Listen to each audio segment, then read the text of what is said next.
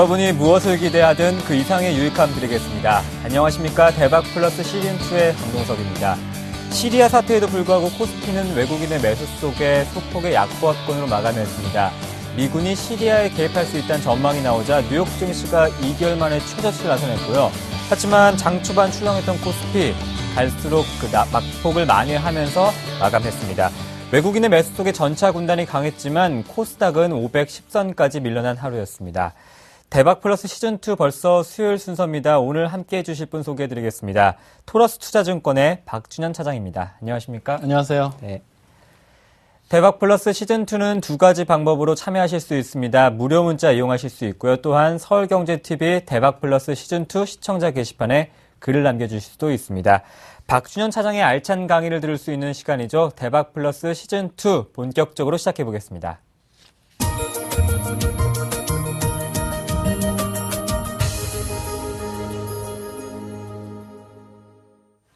네, 시리아 사태로 장 초반 크게 출렁였지만 낙폭을 만회한 코스피였는데요. 자세한 마감 시황과 함께 오늘의 시장 키워드도 받아보겠습니다. 예, 오늘 시장 키워드는 9월 조정을 대비해야 하는 이유로 좀 정해봤는데요. 아무래도 이제 그 다음 주면 이제 9월 시장이 시작되기 때문에 오늘 같은 시장에서는 상당히 좀 놀라웠습니다. 사실 뭐 시리아 문제 또 미국 시장이 큰 폭의 조정을 받았음에도 불구하고 그 밑에서부터 끌어올리는 힘이 굉장히 대단했던 하루였다라고 생각이 듭니다. 오늘 같은 하루를 이제 겪고 나면 뭐 다음에 또 무슨 일이 있어도 또 다시 올라오지 않겠어? 이런 생각을 하게 만드는 그런 오늘 시장이었는데요. 그럼에도 불구하고 사실 9월 시장이 만만치가 않습니다. 제가 조정 요인을 한 6가지 정도 지금 되더라고요. 한번 좀 쭉 보면요. 일단 1차적으로 양적 완화 축소가 걱정이 되고요. 두 번째는 미국의 공공부채 상향 이슈. 이 부분이 사실은 작년 같은 경우에는 거의 영향을 못 미쳤습니다만은 2011년만 떠올리신다면은 신용등급 하락하면서 시장이 엄청나게 조정을 받았던 거 기억이 나실 겁니다. 이 부분이 시장을 얼마나 괴롭힐 것인가도 지금 궁금하고요. 유로존 같은 경우에 지금 이탈리아가 베를루스코니 사면 문제를 두고 연정 탈퇴하네 이런 이야기 때문에 이탈리아 조정도 크고 지금 독일 총선도 남아 있는데요. 메르켈이 될 가능성이 높다고는 하지만 여전히 지금 조금 불안한 그런 부분이 있고요. 일본이 소비세 인상을 할 것인가 여부도 일본 증시 조정의 하나의 또 요인이 될 가능성이 크고 오늘 같은 경우에 사실 시리아 문제가 이렇게 큰 문제로 다가올 거라고 생각하신 분들 아마 없었을 것 같은데요. 지금 시리아 문제도 이미 좀 미국과 서방 국가의 대응 여부에 따라서는 상당히 좀 그 시장의 리스크로 작용할 수 있겠고요. 오늘 보시면 또 필리핀을 비롯해서 동남아시아도 추가 조정되는 모습 보셨을 겁니다. 제가 지난 시간에 그런 말씀을 드렸죠. 동남아시아 문제가 이번으로 그냥 끝나는 게 아니다. 상당히 하반기까지 괴롭힐 수 있는 어떤 요소다라고 말씀드렸는데 역시 동남아시아 위기가 좀 지속될 수 있는 그런 부분이 분명히 있는 것으로 보입니다. 이 중에 한 두세 가지만 좀 짚어보도록 하겠는데요. 그림 한번 잠깐 보시면은요. 양적 완화 축소는 역시 지금 아무래도 시장의 유동성을 걷어들이는 문제이기 때문에 상당히 좀 중요한 문제인데요. 지금 해필 이렇게 미국의 통화 정책이 바뀌려고 하는 아주 민감한 시기에 연준 의장까지도 좀 교체가 좀 되려고 합니다. 과거에 연준 의장이 바뀔 때마다 시장은 새로운 연준 의장의 입김에 따라서 큰 폭의 조정을 보였던 경우가 있었습니다. 폴 볼커가 취임했을 때는요. 폴 볼커의 당시 별명이 뭐였냐면은 미스터 금리 인상이었다고 하죠. 그러니까 금리 인상을 하도 해대가지고 정신이 없었다라고 할 정도로 폴 볼커 때도 급락하는 모습들을 보여줬었고요. 그린스펀 취임했을 때 87년 8월에 취임을 했는데요. 불과 두 달 후에 그 유명한 10월에 대붕괴가 일어났죠. 87년 10월에 하루에 20% 이상 시장 조정을 받았던 그런 사건이 있었습니다. 버냉키가 취임했을 때도요, 버냉키가 이제 베이비 스텝이라 그래가지고 금리를 조금씩 올리면서 버블에 대항을 했었는데, 버냉키 취임 이후에도 한 번에 시장이 버냉키의 취임 이후에 한번 테스트를 하는 그런 구간들이 있었습니다. 문제는 뭐냐면은, 버냉키 같은 경우에는 그린스펀이 물려준 유산이 있었죠.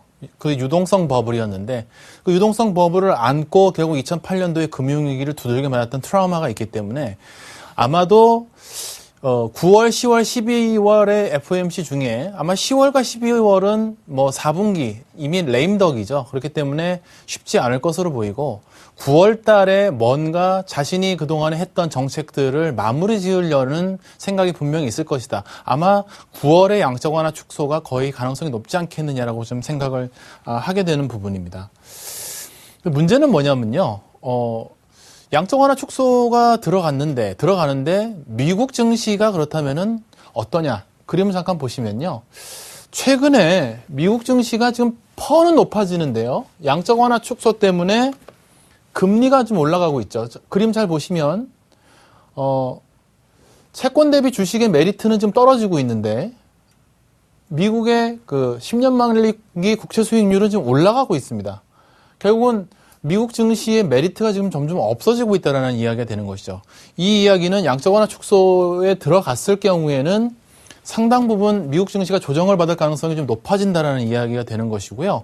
만약에 그렇다면은 그 미국의 이제 결국은 금리가 국채 금리가 떨어져야 되는데 결국은 지금 현재 구조가 어떻습니까? 국채 금리가 떨어진다고 하는 거는 경제 지표가 안 좋아진다는 이야기와 좀 동의어가 되고 있죠.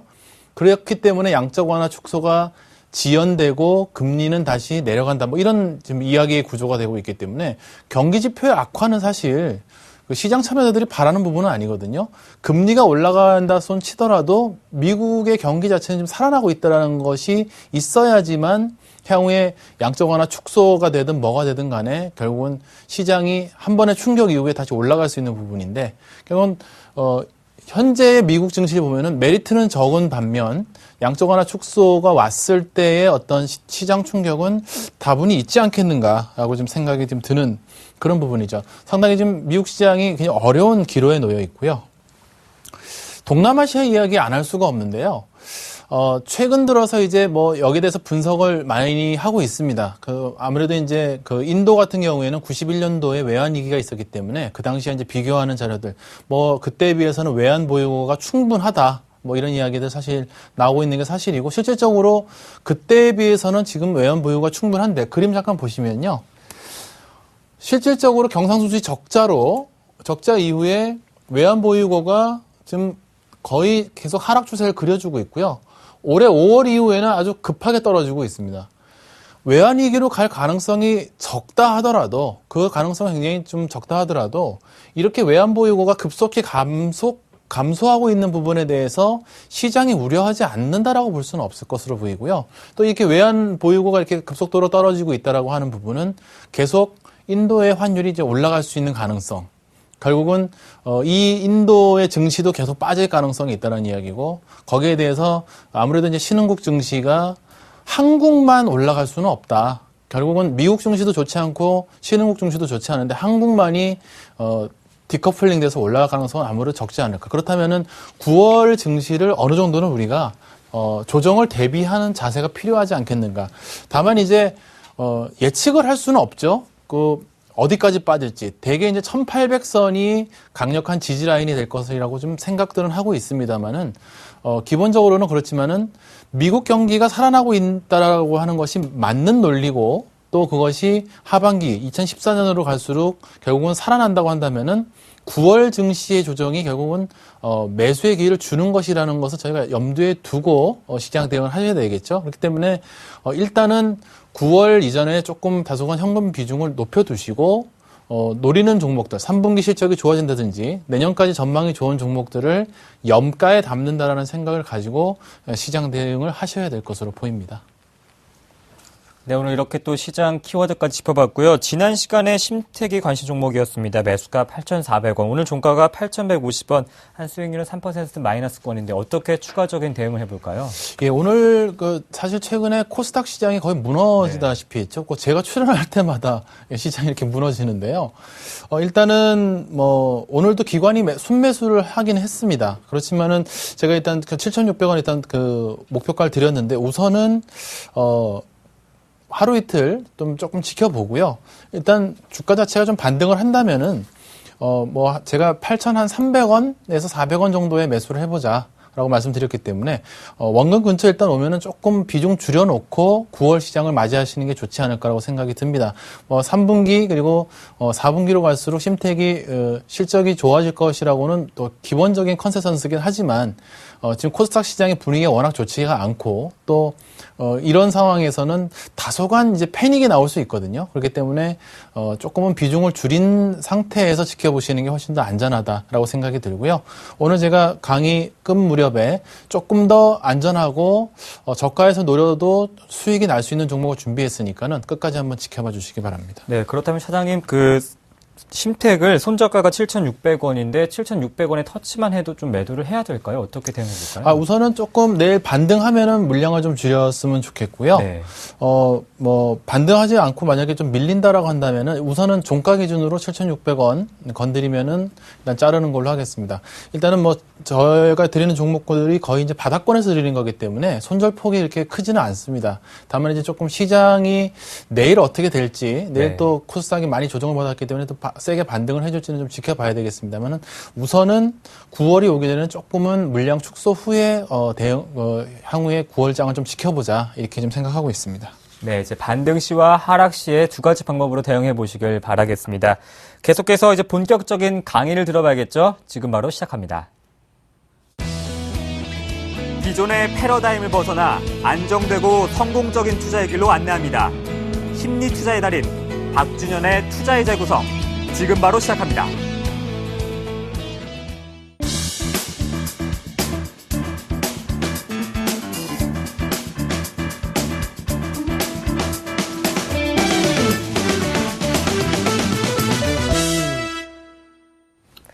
네, 박준영 차장님과 함께하는 대박 플러스 시즌2 오늘도 본격적인 강의를 들어볼 텐데 어떤 내용 준비하셨나요? 예, 오늘은 좀 다른 곳에서 좀 들으실 수 없는 이야기를 네. 좀 준비를 했습니다. 제가 몇 번 광고를 드렸습니다만은 투자를 할 때 우리가 항상 집착하는 것은 뭐냐면 어떤 기법이 있을까, 어떤 전략이 있을까, 또 어떤 종목을 내가 사야지 돈을 벌까, 이런 부분들을 이제 많이 고민을 하시게 됩니다. 그렇기 때문에 이제 전문가들의 이제 방송을 지켜보고 하는 것들이 다 그런 이유 때문인데요. 문제는 제가 이제 종목 상담이나 이런 걸 받아보면은 대부분 다 똑같은 문제를 겪고 계십니다. 예를 들어서 고점에 물려서 들고 계신다든지 네. 혹은 또 저가에 잘 잡았는데 얼마 안 먹고 팔았다라든지 또 굉장히 주가가 폭락하는 시기에 큰 손실을 보고 손절매를 해서 지금 원금까지는 멀었다라든지 이런 이야기들 많이 하십니다. 문제는 그것이 과연 종목의 문제였는지 투자 전략이 잘못된 문제였는지 아니면은 투자하는 나 자신의 문제였는지를 조금 되짚어보는 게 필요하지 않을까라고 생각을 하고요. 오늘 강의에서는 기본적인 이야기의 방향은 이렇습니다. 투자가 잘 되지 않는 가장 큰 이유는 인간의 사실은 두뇌의 문제가 아닐까, 혹은 인간이라는 존재 자체의 문제는 아닐까. 그렇다면 그것을 어떻게 극복해야 되는지에 대해서 조금 초점을 맞춰서 이야기를 드리려고 합니다. 네. 아마 국민윤리 시간이나 학교 다니실 때, 대학 다니실 때 이제 교양 철학을 들으실 때 그런 말씀들 많이 들으셨을 것 같습니다. 데카르트가 이제 나는 생각한다, 고로 존재한다라는 말을 했죠. 그러니까 인간이라고 하는 존재는 생각하는 것이 일단 기본이 되는 것이 인간 존재의 기본적인 원리다. 팡세를 보시면 인간은 생각하는 갈대다, 이런 말도 나오지 않습니까? 강동석 아나운서님께 한번 여쭙고 싶은데요. 네. 인간은 생각하는 존재인데 하루 종일 생각을 얼마나 하실까요? 24시간 동안 내가 지금 인지를 하면서 나 지금 뭔가 생각하고 있다, 골똘히. 이렇게 자고 먹고 이런 시간 빼면은 그리 크지 않은 것 같고요. 온전히 제 생각을 하는 거는 그리 긴 것 같지 않아요. 1시간 정도? 네. 근데 안 되는 것 같아요. 인간은 생각하는 존재인데 24시간 중에 1시간 지금 생각하고 계신 건데요. 보통 저희가 자는 시간 한 7시간에서 8시간을 빼고요. 낮 동안에 활동하는 시간 중에서 멍 때리는 시간이 60%라고 합니다. 네, 지금까지 밝혀진 연구 결과에 의하면. 그러니까 아무 생각 없이 멍하게 있는 순간이 거의 60%라는 거죠. 이게 지하철이나 이게 주변 사람들 잘 보시면 이렇게 멍 때리고 있는 순간을 사실 저희가 많이 보게 되죠. 그래서 물어보죠. 무슨 생각하는 거예요, 지금? 근데 대개의 경우 이제 아무 생각 안 했다는 사람들이 많습니다.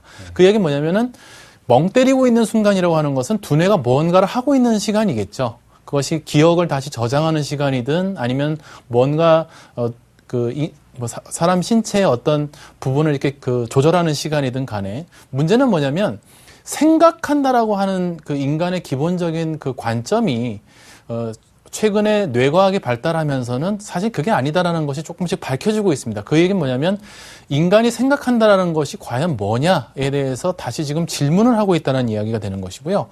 문제는 이렇습니다. 경제학에서도 기본적인 가정이 뭐냐면 인간은 이성적이고 합리적으로 생각을 해서 그것을 행동으로 옮기는 것이 인간이다라고 이야기를 합니다. 그 주식시장 처음에 이제 공부하실 때 효율적인 시장 가설 이런 얘기 아마 들어보셨죠? 시장이라는 것은 굉장히 효율적이다. 왜? 시장에 참여하는 사람들이 결국은 이성적이고 합리적으로 행동을 하기 때문에 시장에서 초과 수익을 얻기가 힘들다라고 하는 것이 효율적 시장 가설의 기본적인 이제 가설인데요. 문제는 이제 인간의 두뇌에 대해서 점점 연구가 되면 될수록 인간이 과연 합리적이고 이성적으로 생각을 하고 있는가라는 데에서 근본적인 의문을 가지게 됩니다. 투자의 역사를 잘 보시면요. 잠깐 여기 보고 넘어가실 텐데요. 투자의 역사는 호황과 불황, 결국은 거품과 침체가 반복된 역사라는 거 아마 기억하실 겁니다. 튤립 버블, 네덜란드에 있었던 튤립 버블을 아시죠? 튤립 하나의 가격이 집 한 채보다도 더 비쌌던 이야기 아실 것이고요. 남해의 그 사우스시 사건, 이 남해 무역회사, 여기에 이제, 뉴턴도 투자를 해서 거의 재산을 다 날리다시피 했는데, 아이작 뉴턴 하면은, 굉장히 유명한 과학자 아닙니까? 아마 천재로 불렸던 사람인데, 투자에 있어서는 굉장히 실패를 했던 그런 사건 기억이 나실 거고요. 롱텀 캐피탈이라고 하는 위기가 있었죠. 98년도에 메리웨더라고 하는 유명한 그 채권 트레이더가 노벨 경제학상을 받은 사람 2명하고 소위 금융 수학 쪽으로 거의 천재급 사람들을 모아서 롱텀 캐피탈이라고 하는 그 펀드를 조성을 했죠. 그래서 한동안 잘 나가다가 러시아에서 소련에서 그 모라토리엄 선언을 하면서 한 방에 그 롱텀 캐피탈이 엄청난 그 부채를 지고는 사라진 사건이 있었습니다. 이런 사건들을 보면은 어떻게 보면은 그 롱텀 캐피탈 사건 같은 경우에는요. 소위 똑똑하다고 해서는 남부러울 거 없던 사람들인데도 불구하고 또 롱텀 캐피탈이 상당히 오랫동안 수익을 냈음에도 불구하고 단 한 번의 실수로 결국 망가지게 되는데 그렇다면 그 순간, 그 롱텀 캐피탈이 그렇게 위기로 가는 순간에 그 똑똑했던 노벨 경제학상을 받았던 사람들을 비롯해서 소위 채권 쪽에 거의 귀재라고 불렸던 메리웨더 같은 사람들은 왜 손 놓고 볼 수밖에 없었는가? 거기에는 그 사람들의 어떤 합리적인 이성이 작용하지 않았다라는 결론을 이룰 수밖에 없는 부분이고요. 이런 부분들은 사실 투자자분들이 꼭 알고 넘어가셔야 되는 부분이 아닌가라고 생각을 합니다. 그래서 최근 들어서 행동경제학 혹은 행동재무학이라고 하는 학문이 사실은 유행을 타고 있습니다. 그래서 기본적인 그 논리 자체는 인간의 행동이라는 것은 전혀 이성적이지 않고 잘 지켜보면은 거의 비이성적이고 불합리한 경우가 훨씬 많다. 최근에 아마 그런 책들 읽어보셨을 겁니다. 넛지라든지요, 생각에 관한 생각 이런 책들. 생각에 관한 생각은 그 다니엘 카너먼이라고 하는 소위 행동재무학을 창시한 사람이죠. 2001년도에 노벨 경제학상을 사실은 이 사람은 심리학자인데요. 노벨 경제학상을 2001년도에 받았던 사람인데 이런 리차드 탈러나 다니엘 카너먼 같은 사람들이 인간의 행동이라는 것이 왜 불합리하고 이성적이지 않은가를 연구를 하고 있고요. 여기에 이제 신경경제학이라고 하는 최근에 이제 태동하고 있는 부분인데요. 뇌과학을 투자 행동에 이제 접목을 시켜서 인간이 왜 최적의 투자 결정이나 재무적인 의사결정을 내리지 못하는가? 왜 인간이 투자를 할 때 엉터리의 결정을 하거나 말도 안 되는 의사결정을 내리게 되는가를 지금 연구하는 학문이 미국을 중심으로 해서 상당히 유행을 타고 있습니다. 이 이야기의 핵심적인 이야기 정도는 저희가 좀 듣고 넘어가셔야지만 향후에 우리가 시장에 어떤 순간이 오더라도 대응할 수 있을 것이라고 보이는데요. 제가 영상을 하나 준비를 해봤습니다. 네. 이 영상에서는 하얀 옷을 입은 사람들이 이제 공을 패스를 하는데요. 패스를 몇 번 하는지 한번 주의 깊게 세어보셨으면 좋겠습니다. 네. 흰색 옷을 입은 사람들이 몇 번 패스하는지를 살펴보는 영상인데요. 함께 보시겠습니다.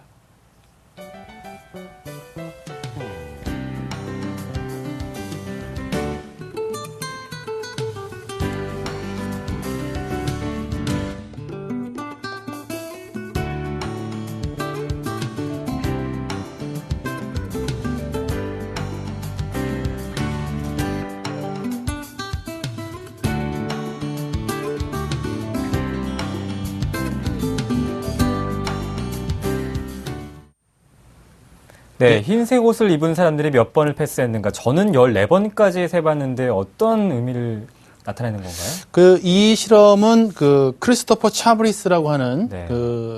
심리학자가 실질적으로 2004년도에 실험을 했던 부분입니다. 이 동영상 보시면은 중간에 고릴라가 들어와서 가슴을 치고 나가는 그런 영상이 있습니다. 네. 근데 이 실험에 참여했던 사람의 50%는 나는 고릴라를 보지 못했다라고 이야기를 합니다. 저 고릴라는 봤습니다. 네. 그러니까 50%또 어떤 실험에서는 거의 70%가 넘는 사람이 고릴라를 보지 못했다라고 얘기하는데요. 사실은 저희가 편안한 마음으로 아마 그 영상을 지켜보셨기 때문에 고릴라도 보이고 다 보이셨을 텐데 네. 몇 번 샜는지 정확하게 맞춘 사람에게는 $30의 돈을 주겠다라고 이야기를 했을 때는 고릴라를 보지 못했다는 사람들이 더 많이 늘어났고요. 네. 실질적으로 더 재밌었던 일은 뭐냐면 네. 고릴라가 지나갔다라고 이야기를 들었을 때 사람들의 반응이었습니다. 말도 안 된다. 동영상이 바뀌었다. 사기다. 이렇게 주장했던 사람도 상당히 많았다고 합니다. 이 동영상이 저에게 이제 보여주는 부분은 뭐냐면 인간의 주의력이라고 하는 것이 사실은 굉장히 맹점이 있다는 것을 사실 보여주는 시험이죠. 이 시험을 가지고 2004년도에 이그 노벨상이라고 하는 굉장히 좀 재밌는 실험을 한 사람에게 주는 상인데요. 이그 노벨상을 실제로 수상하기도 했고 국내에 보이지 않는 고릴라라는 이름의 이제 책도 지금 출간이 된 상황인데요. 결국은 제가 이제 무슨 이야기를 드리려고 하는 것이냐면은 인간의 두뇌라고 하는 것이 기본적으로 이렇게 사실은 뇌의 신비, 뭐 이런 다큐멘터리 보면은 굉장히 그 인간의 두뇌가 신비할 것 같지만 실질적으로는 인간의 두뇌라고 하는 것은 그렇게 신비하다기보다는 어떻게 보면은 인간의 진화 과정에 있어서 그때그때 상황에 맞게 발전을 해왔기 때문에 굉장히 큰 맹점이 있는데요. 제가 그림을 한번 준비를 해봤습니다. 네. 이 시간이 두뇌를 공부하는 시간은 아니기 때문에 간단하게 좀 말씀을 드리자면요. 보통 인간은 피질과 변연계 그리고 이제 중뇌로 구성이 되어 있다라고 보통 이야기를 합니다. 이제 피질이 하는 기능은 대개 인간의 어떤 사고, 추상적인 사고라든지 계산이라든지 학습 이런 것들을 하는 것이고요. 중요한 부분은 이제 변연계라고 불리는 이 부분입니다. 이 부분에서 담당하는 게 대개 이제 두려움이라든지 흥분, 기쁨 이런 원초적인 감정을 담당하고 있는 곳이죠. 테리 버넴이라는 사람이 이 변연계를 두고 도마뱀의 뇌다라고 이제 설명을 했습니다. 이 이야기는 뭐냐면은 파충류, 그러니까 인간이 어류에서부터 이렇게 진화가 됐다라고 한다면, 물고기에서부터요. 네. 파충류 시절에 아마 형성된 이 두뇌가 지금까지도 인간의 생리적인 부분이라든지 또 감정 부분을 결국은 조절하고 있다는 이야기가 되는 것인데요. 현대 신경과학에서는 이렇게 얘기합니다. 두뇌의 핵심 기능이라고 하는 것이 생각하는 기능은 아니다. 그러면 무엇이냐? 특히나 이제 인간 같은 경우에 두뇌가 핵심적으로 하는 기능이 무엇이냐라고 했을 때 신경과학에서는 대개 신체의 균형을 잡거나 생리적인 조절을 하는 부분이다라고 이야기를 합니다. 이게 사실 딱 들어서는 무슨 소리인가 하실 텐데요. 이런 거죠. 인간의 두뇌가 그 전체 몸에서 사용하는 에너지량이 거의 20% 정도 된다라고 이야기를 합니다, 보통. 근데 같은 유인원과 비교했을 때요. 인간이 유인원과 다른 부분들은 뭐냐면은 직립을 할 수 있다는 것이죠. 그리고 또 손가락을 움직일 수 있는 게 원숭이보다 훨씬 더 세밀하고 어떤 경우에는 인간이 만든 물건들을 잘 보시면은 굉장히 고도의 뭔가 집중력이나 이런 것들을 요하는 것들이 많죠. 그 이야기는 뭐냐면 손가락을 세밀하게 움직인다든지 인간이 걸어 다닌다든지 이렇게 몸을 신경이 움직이는 부분에 두뇌의 대부분이 사실은 쓰인다라는 이야기를 하고 있는 겁니다. 그렇기 때문에 신경과학에서 결국은 주장하는 바는 뭐냐면 투자에 있어서 완벽하게 몰입돼서 집중하기가 힘들게 된다는 이야기가 되는 거죠. 왜냐하면 그것은 사람이 주의력에 결핍돼서가 아니라 인간 두뇌의 기본적인 조건이 그렇다라고 이야기를 하는 부분인데요. 비등한 예를 하나 좀 들어보도록 하겠습니다. 네. 강동석 아나운서도 이렇게 아무래도 이제 방송을 하시다 보니까 다이어트를 하시게 되잖아요. 저는 다이어트 한 적 있죠. 네네. 네. 예를 들어서 특히 이제 여성분들은 이제 다이어트 많이 하실 것이고 네. 아마 뭐 하루 종일 다이어트를 생각하지 않고 넘어가는 날이 없을 것 같은데요. 다이어트가 이제 가장 힘든 이유가 뭘까요? 다이어트가 제가 일부러 살을 한 5kg 정도 찌운 적이 있거든요. 근데 안 빠지더라고요. 그러니까 네. 가장 다이어트가 힘든 이유는 이제 보통 먹고 싶은 욕구가 크죠. 예, 진화론에서는 이렇게 얘기합니다. 인간의 신체라고 하는 것은 사실은 특히 이제 인간의 역사를 보면은 배고픔이 항상 문제였지 않습니까? 네. 왜냐면은, 그동안의 생산력이나 이런 걸 봤을 때는 뭐 비등한 예로 조선시대만 하더라도 굶어 죽은 사람들이 상당히 많았다는 걸 알고 계실 거 아닙니까?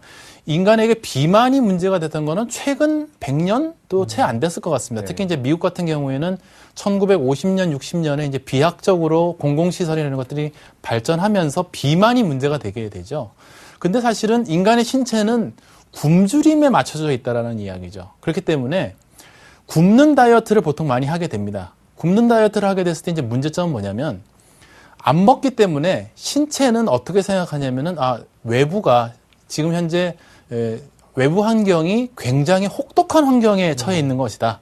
뭐 예를 들어서 뭐 계속 기근이 있고 먹을 것이 풍부하지 않기 때문에 굉장히 지금 혹독한 환경이다. 그렇기 때문에 굉장히 많이 굶으신 상태에서 음식을 흡입하게 되면 어떻게 됩니까? 전부 다 배에 저장이 되죠. 그쵸. 네. 그래서 되게 이제 특히 이제 밀가루 제품이 더더욱 그런데요. 네. 밀가루 똥배라는 말을 들어보셨죠? 배 주위에 이렇게 쌓이게 되죠.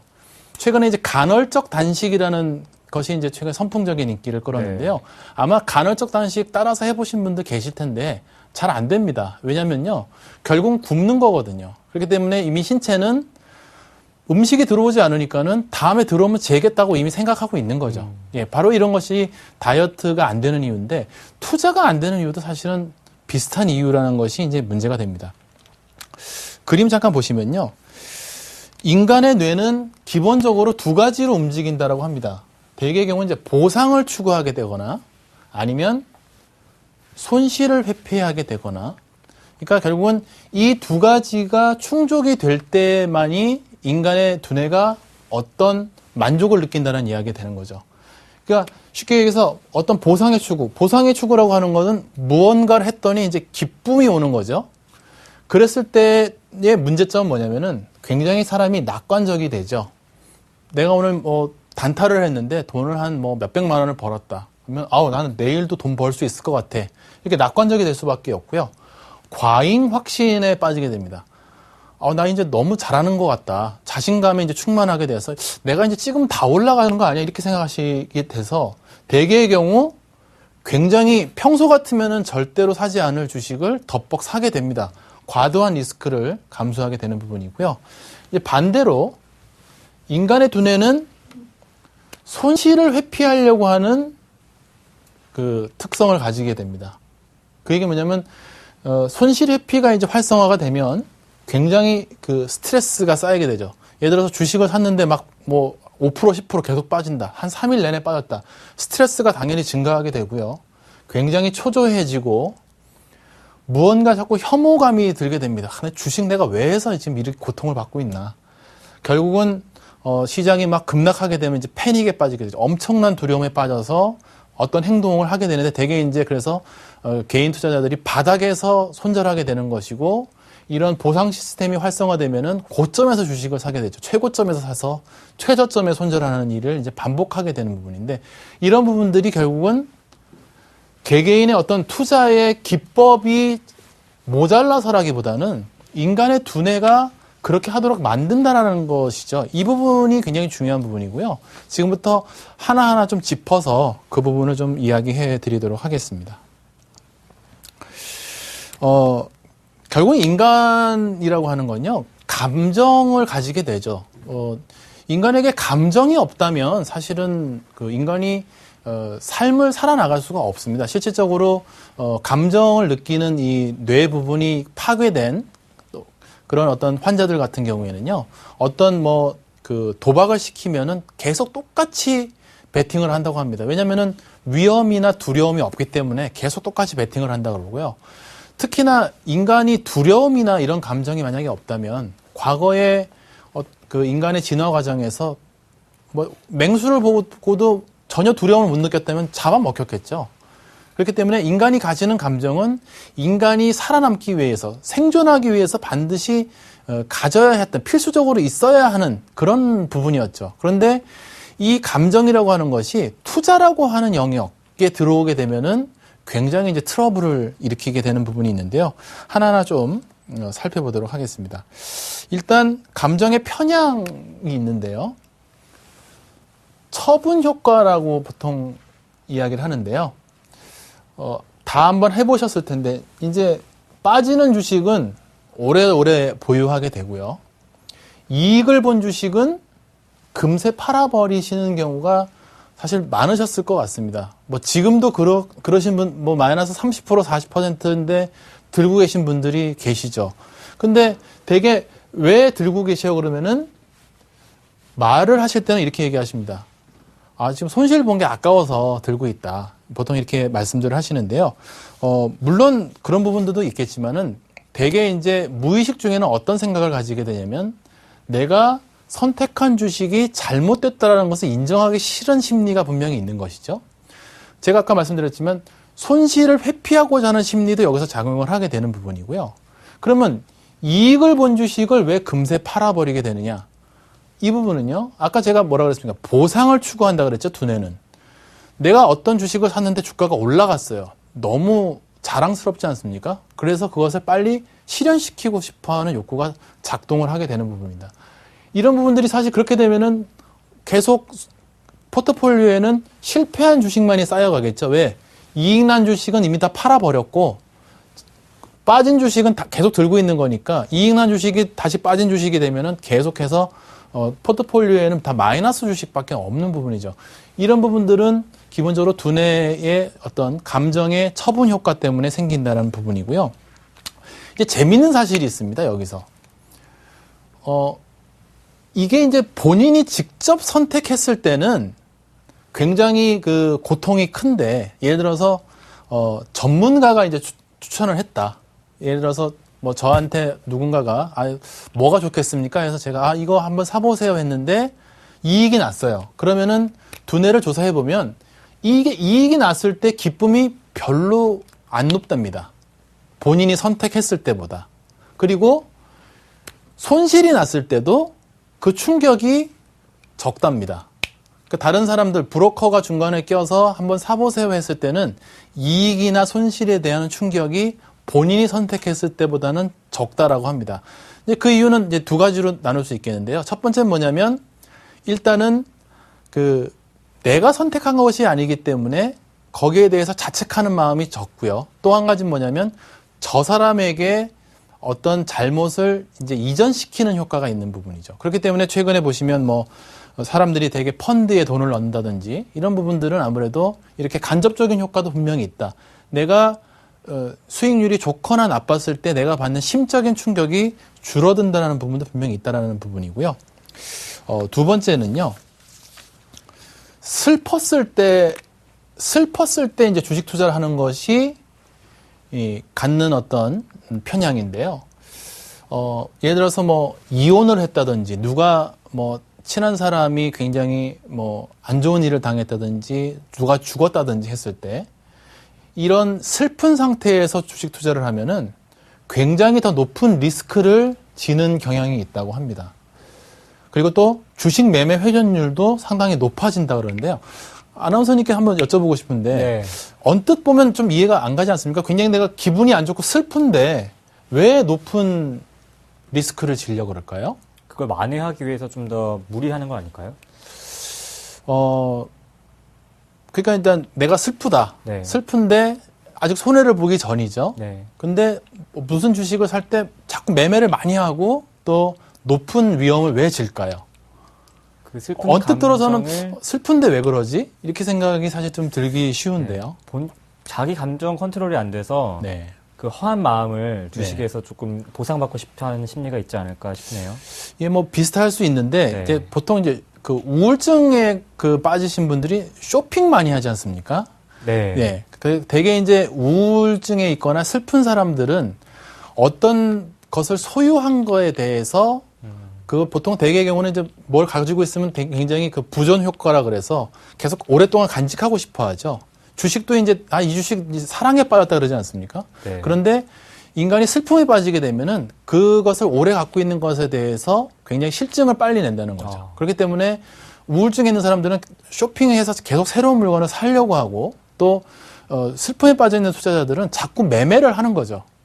이 주식을 가지고 있는 것이 본인의 감정 상태 때문에 오랫동안 보유하기 힘들어지는 그런 현상이 생긴다고 합니다. 이런 부분들 분명히 내가 집안에 무슨 일이 있을 때 내가 주식을 한다. 이런 부분들은 굉장히 좀 조심하셔야 되는 그런 부분이고요. 화가 났을 때도 굉장히 큰 리스크를 감수하려고 한다고 합니다.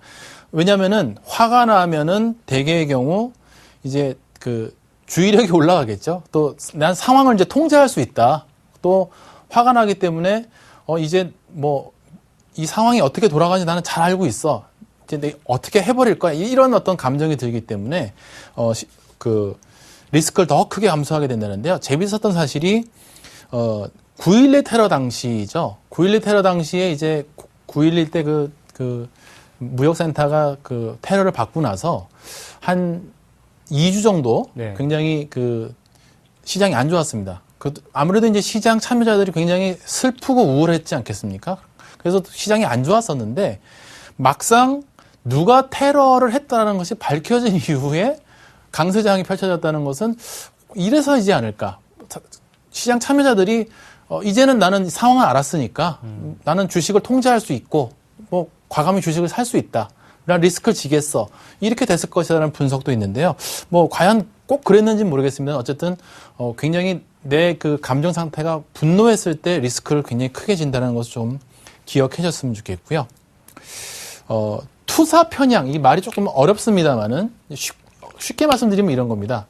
현재 어떤 중요한 사건이 이제 발생을 했을 때 내가 이 감정이 들었는데 이것이 미래에도 똑같은 감정이 들 것이라고 생각하는 경향을 보통 투사 편향이라고 이야기를 한다고 합니다. 예를 들어서 이런 거죠.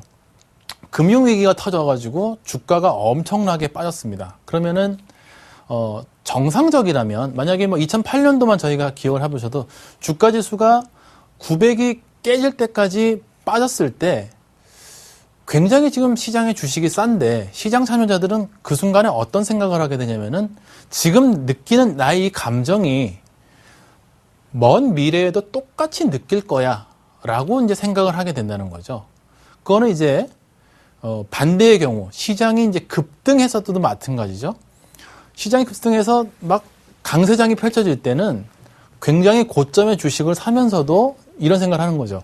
내가 한 달 후에도 지금하고 똑같은 감정을 느끼고 있을 거야. 그렇기 때문에 이 주식은 잘 될 거야라고 착각을 한다는 겁니다. 보통 이제 도박에서 하우스머니 효과라고 하는데요.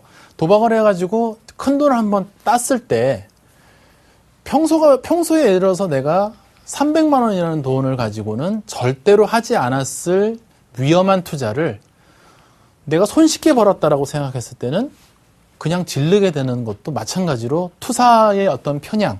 그러니까 지금 현재의 기분을 미래에도 똑같을 것이다라고 이렇게 투사를 하는 부분들은 굉장히 투자자분들이 좀 조심하셔야 되는 부분이다라고 말씀드려야 되겠고요.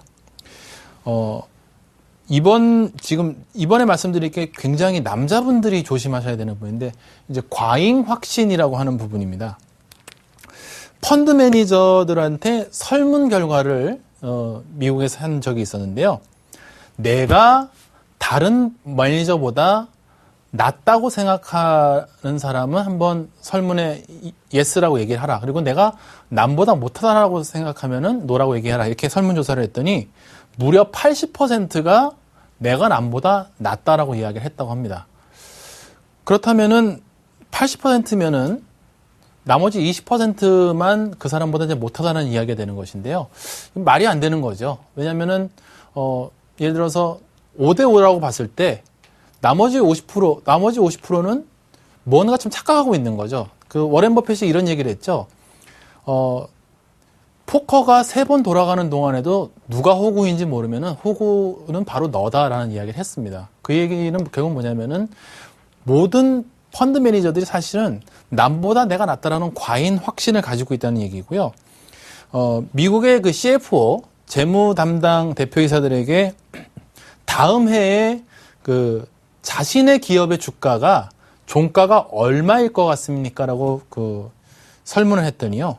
신뢰 구간 80%로 굉장히 보수적으로 잡았음에도 불구하고 정확하게 맞춘 사람이 겨우 30%밖에 되지 않았답니다. 모두가 다 다음 해에 자신의 기업의 종가를 훨씬 더 높게 잡았다라고 합니다. 이 얘기는 뭐냐면은 결국은 사람들은 되게 과잉 확신, 내가 남보다 잘할 수 있다는 과도한 자신감을 가지고 있고요.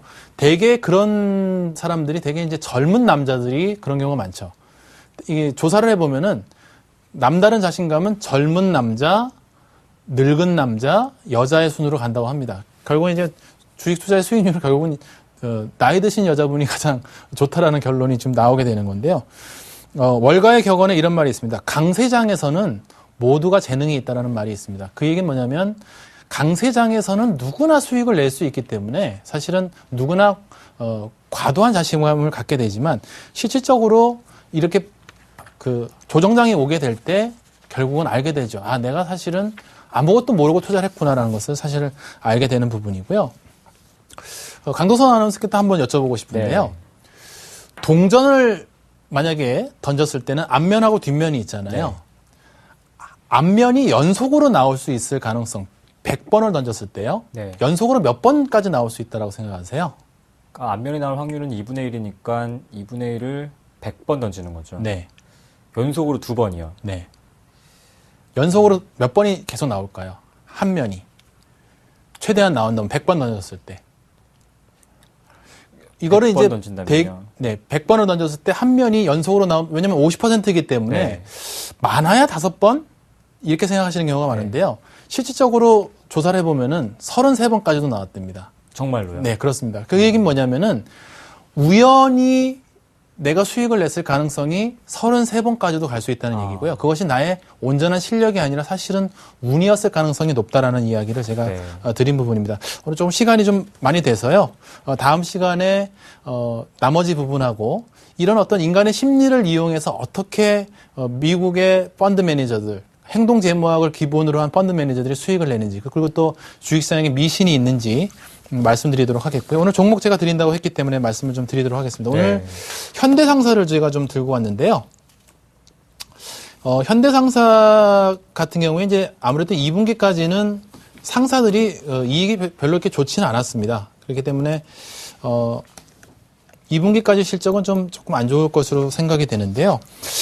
현대제철하고 현대하이스코어가 증설을 했어요. 그렇기 때문에 이제 철강 수출 물량이 3분기에 상당히 확대될 것으로 보이고요.